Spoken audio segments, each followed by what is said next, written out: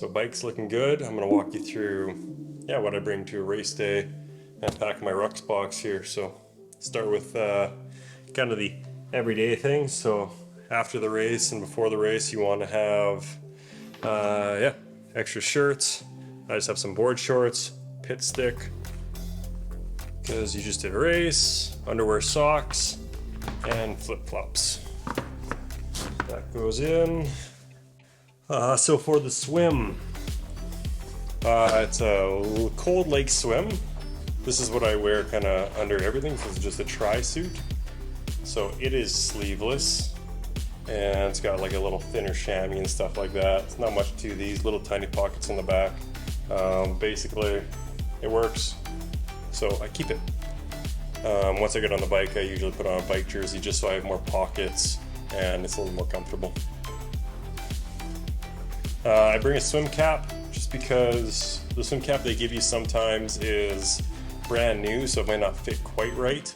It might slip a little bit when it's wet kind of thing. Brand new ones tend to do that. So sometimes what I'll do, if I have to, very rarely, is put this under the cap they give me so that I have the cap and it stays on during the race. You don't want to be swimming and having to pull that down. So swim cap goes in. I bring 2 sets of goggles. So I have my primary outdoor ones, which are these, arenas. And they are tinted. I don't think they're polarized, but they're tinted. They seem to do fine in the water. Polarized would be great, but really it's not that big a deal. I'm not looking that far ahead unless the sun is right there, which it might be.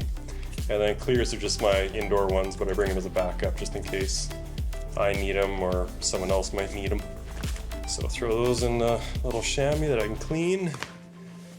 And then the full wetsuit. So generally you're allowed to have wetsuits in open water swims. I haven't been at one that you haven't. The water seemed pretty cold, so I'm sure I'll be able to wear it. But if not, then I just don't wear it. That's my suit or wetsuit. It's had some repairs over the years, but it is pretty good. So that's the tri-suit. So that is the swim. Once I come out of the swim, I'm going to be jumping on the bike.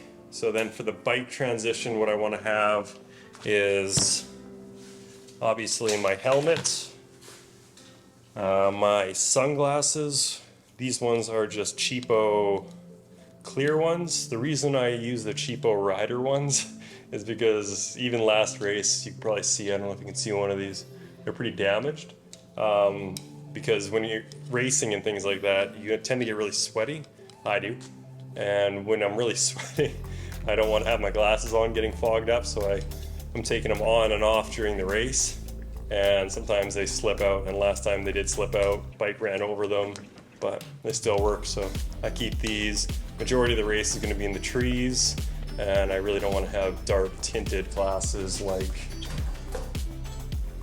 these ones here. They're much more expensive, that I try and keep for, road rides and less consequential mountain bike rides. So that's it, sunglasses. I bring gloves. It's a little more time in the transition, but I bring them because I'm racing, my hands get sweaty. I do not want to be slipping on the handlebars on the bike. That is not fun. And then a bike jersey, so just a tight-fitting bike jersey that I wear. I just throw it on top. It'll have some food and little gels probably in the back here, just for the run, or the bike. And then just a smaller water bottle. This should be fine for the 12-kilometer bike that I'm doing. There is an aid station on the bike and the run, so I should be fine. Victoria Triathlon, I really wish I had more water than this. There wasn't an aid station on the bike, so I wasn't able to fill that up ever. But that's it. Oh, that's not it. This is my food, a couple organic, sunflower, cranberry, Hornby organic, not advertisement, just what I have. And then a Kids Clip Z-Bar, daughter's favorite. And then for shoes, I'm going with the laced up ones. So I always kind of debate between these two. So these are like a mountain biking cross-country race shoe, and these are like my downhill and trail riding shoe that is the most comfortable. I kind of debate between them. This is lighter and stiffer, but I find that with the hard plastic on the bottom here, and with the mallet pedals I have, it feels not as familiar for me. So this hard plastic is kind of shimmering a little more, feels a little more like it's on ice. So that's kind of frustrating with these ones. And I don't find the time much different from tying these ones up or doing the boa on this, just because these fit like a sock, so they're really tight to get on and off. And the boa doesn't extend that much to be able to take them off easily. So I'm gonna leave these behind this time, and I'm gonna just use what I'm used to, comfortable with. Check the bottoms, make sure those bolts are in right, and yeah, sticking with what I know, and then some socks with it as well. So that's it. So that's the bike. Transition, helmet, shoes, and water bottle up on it. Once I'm done the bike, it's going to be a quick transition to the run. So when I'm doing the run, I like to have a cap because I'm a sweaty man. So racing, I get sweaty, so I put that in. The only other thing you're really changing to is the shoes. I stick with the shoes I know. I've made the mistake of going to a barefoot trail running shoe, and that was an absolute killer of my calves.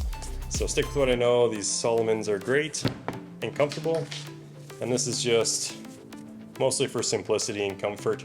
I don't like the bib flapping around or feeling those pins somewhere on my jersey pulling different ways and stuff. So this is just a simple like $10 tri belt, or running belt I guess, and you just put the number on here and go running. So that's nice and simple. I keep that as well. So when I get to the run, I'll just be putting that on, put on the hat, put on the shoes, hang up the bike, head out, and then the race is done. So that's all I really need. And yeah, that's my rucksack completely packed up. So I'll pack that up.